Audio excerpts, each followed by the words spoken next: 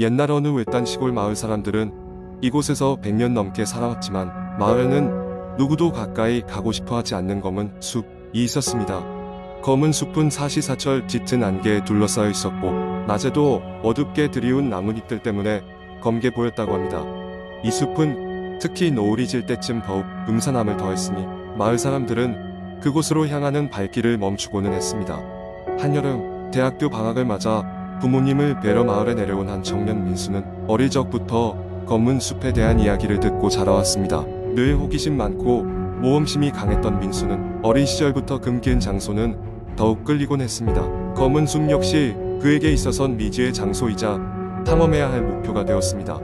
어느 날 민수는 결국 친구들에게 숲에 들어가 보자고 제안했습니다. 친구들 중 몇몇은 말렸지만 결국 셋이 모여 캠핑 준비를 하고 검은 숲으로 향했습니다. 숲 입구에 도착했을 때 해가 거의 지고 있었고 마을에서는 멀리 떠나온 터라 돌아갈 수 없었습니다. 민수와 친구들은 손전등을 켜고 숲속으로 발을 디뎠습니다. 숲속은 말 그대로 공포 그 자체였습니다. 나무들이 바람에 흔들릴 때마다 이상한 소리들이 들려오고 어둡고 무거운 공기는 그곳을 가로지르는 이들을 한층 더 긴장하게 만들었습니다. 한참을 걸었을 때 그들은 작은 빈터를 발견했는데 그곳에는 오래된 불탄 흔적이 보였습니다. 얼핏 봐선 이곳에서 과거에 캠프파이어나 제사가 있었을 법한 느낌이 들었습니다. 캠프파이어를 피우려 했으나 준비해온 라이터가 갑자기 작동하지 않았습니다. 친구들은 당황했지만 민수는 대수롭지 않게 여기고 주변 나뭇가지들을 모아 더 큰 불길을 지피려 했습니다. 그때 어디선가 아이들이 노래 부르는 소리가 귓가에 스치듯이 들려왔습니다. 그 목소리는 물리적으로는 알 수 없는 방향에서 울려 퍼졌고 민수와 친구들은 서로의 얼굴을 보며 불안감에 휩싸였습니다. 갑자기 친구 중 한 명이 자신들의 뒤쪽에서 숲속 깊숙이 어두운 실루엣 하나가 보인다고 외쳤습니다. 그 모습은 오래된 흰 옷을 입은 여자였고 그녀는 안개 속에서 천천히 이들을 향해 다가오고 있었습니다. 공포감에 질린 이들은 그 즉시 자리를 박차고 달리기 시작했습니다. 발 아래 부스러지는 나뭇가지 소리와 함께 뒤쫓아오는 발자국 소리가 뒤를 때렸습니다. 숲속을 거의 맹목적으로 달리던 그들은 마침내 무언가에 걸려 넘어졌고 일어나 보니 그들 앞에서 한동안 보이지 않던 마을 입구가 나타났습니다. 이들은 간신히 마을에 도착했고 그곳에서 만난 마을 어르신에게 이 일에 대해 말했습니다. 얼굴이 창백해진 어르신은 깊은 숨을 내쉬며 말했습니다. 그 숲에서는 오래전 전염병이 돌던 시기에 아이들과 가족들이 희생된 의식이 있었다네. 그 이후로는 아무도 그 숲에 가까이 가지 않소. 그들이 부디 이제는 쉬기를 바라야 하오. 민수와 친구들은 그저 침묵할 수밖에 없었습니다. 그날 이후로 검은 숲에 대한 민수의 호기심은 완전히 사라졌고 그는 다시는 그 숲에 대해 언급하지 않았습니다. 마을 사람들 역시 그저 조용히 일상을 이어갔고 검은 숲은 여전히 그들 곁에 존재했지만 더 이상은 다가갈 수 없는 장소로 남았습니다. 두 번째 이야기. 이 이야기는 1990년대 초, 즉 인터넷이 보편화되지 않았던 시기의 한 작은 마을에서 시작됩니다. 이야기는 당시 중학교 2학년이었던 주인공 민수가 겪었던 기이한 경험을 바탕으로 합니다. 민수는 부모님과 함께 조용한 산골 마을에 살고 있었습니다. 그의 아버지는 산림관리원이었고 어머니는 마을에서 작은 식당을 운영하고 계셨습니다. 민수는 학교 수업이 끝나면 항상 아버지를 도와 산림 지킴이 역할을 하곤 했습니다. 그날도 마찬가지로 민수는 학교가 끝난 후 아버지의 일을 함께 돕고 있었습니다. 어느 날 민수는 아버지와 함께 산속을 걸으며 나무들의 상태를 점검하다가 마을에서 조금 떨어진 거의 쓰러져가는 낡은 폐가를 발견했습니다. 마을 사람들은 그곳을 귀신집이라고 부르며 그쪽으로 가는 것을 극도로 꺼렸습니다. 이유는 그곳에서 오래전 한 가족이 의문의 농약 중독으로 집단 사망했다는 소문 때문이었습니다. 호기심 많은 민수는 아버지가 잠시 다른 일에 몰두한 사이에 폐가 쪽으로 발걸음을 옮겼습니다. 그는 폐가 안으로 들어갔고 내부는 세월의 흔적이 고스란히 남아있었습니다. 부서진 가구들, 망가진 창문, 그을린 벽지 등 그곳은 시간이 멈춘 듯 했습니다. 그런데 그 순간 민수는 문득 싸늘한 느낌을 받았습니다. 마치 누군가 그를 뒤에서 지켜보고 있는 듯한 기분이 들었고 갑자기 소름이 돋았습니다. 그때 바람이 불어오며 낡은 창문이 덜컹거렸고 민수는 흠칫 놀라 뒤를 돌아보았습니다. 아무것도 없었지만 그 순간 그의 귀에 희미한 소리가 들려왔습니다. 여기에 있지 마. 민수는 깜짝 놀라 뛰쳐나왔습니다. 폐가에서 멀리 떨어진 곳까지 달려가다가 그는 발을 삐끗해 넘어졌습니다. 그때 그의 바로 옆에 오래된 사진 하나가 떨어져 있는 것을 보았습니다. 사진 속에는 낯선 남자아이의 모습이 담겨 있었습니다. 나이는 비슷해 보였지만 왠지 모를 쓸쓸한 눈빛이 인상적이었습니다. 민수는 황급히 사진을 버리고 집으로 돌아왔지만 그날 밤 그의 꿈에서 그 남자아이가 나타났습니다. 그는 꿈속에서 민수에게 말을 걸었습니다. 우리를 기억해줘. 우리가 여기에 있었음을. 깨어난 민수는 두려운 마음에 부모님께 이 이야기를 털어놓았습니다.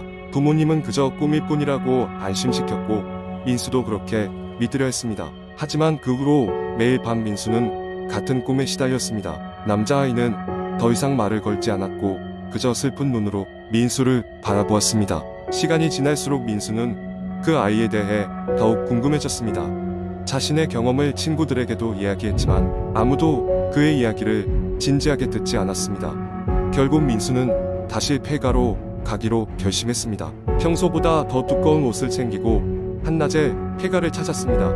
이번에는 마을의 기록 보관소를 찾아 그 집에 대한 기사를 조사하기로 했습니다. 민수는 그곳에서 충격적인 사실을 알게 되었습니다. 그 집에는 실제로 그 남자아이와 그의 가족이 살고 있었고 그들은 한밤중에 의문스러운 사고로 사망한 것이었습니다.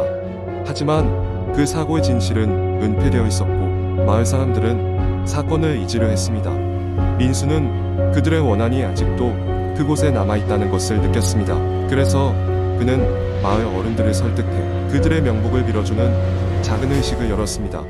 그 후로는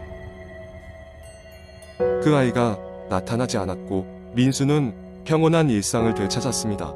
몇 년이 지나 민수는 고등학생이 되었고 그동안의 일은 잊혀져 갔습니다. 하지만 때때로 산책을 하다 보면 그 폐가의 자리에서 희미한 웃음소리가 들리는 것만 같았습니다. 민수는 그럴 때마다 고개를 들어 하늘을 보며 조용히 읊조렸습니다. 너희는 잊히지 않았어. 그리고 그렇게 시간은 흘러갔습니다. 이 이야기는 허구임을 밝힙니다. 독자에게 소름 끼치는 경험을 제공하기 위한 허구의 창작물일 뿐입니다. 세 번째 이야기. 어느 날 나는 늦은 밤까지 야근을 하고 집으로 돌아가고 있었다. 시계는 이미 새벽 2시를 가리키고 있었고 거리는 고요했다. 집으로 가는 길은 항상 이용하는 지름길로 좁고 오래된 골목길을 통과해야 했다. 그 골목길은 평소에도 사람들이 잘 다니지 않아 외면받는 곳이었다.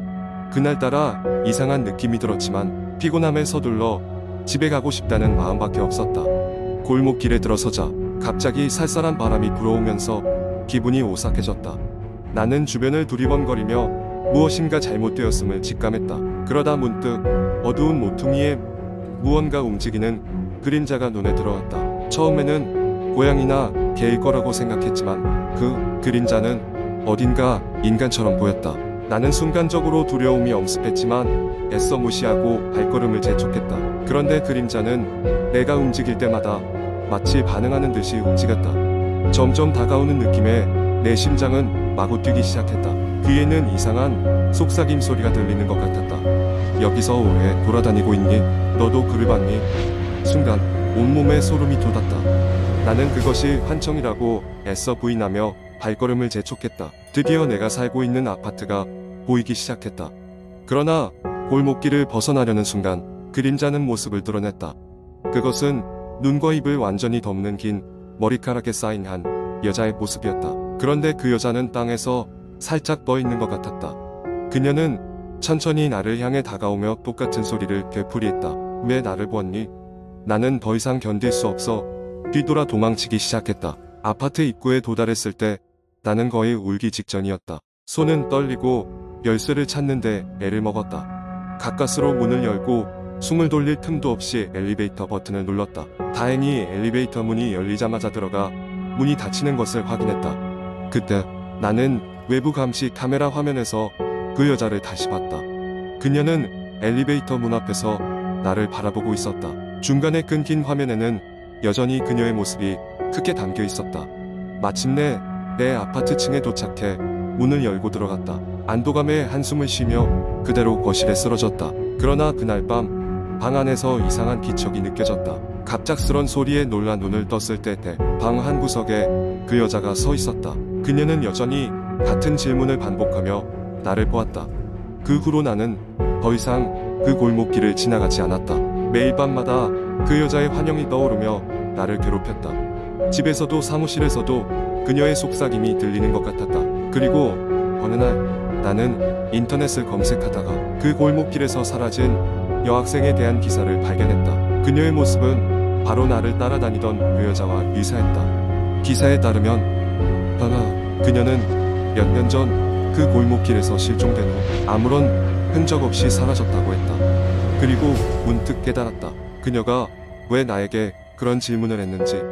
그녀는 여전히 자신의 실종을 알지 못한 채 그 골목길에서 사람들에게 자신을 보았느냐고 묻고 있었던 것이다.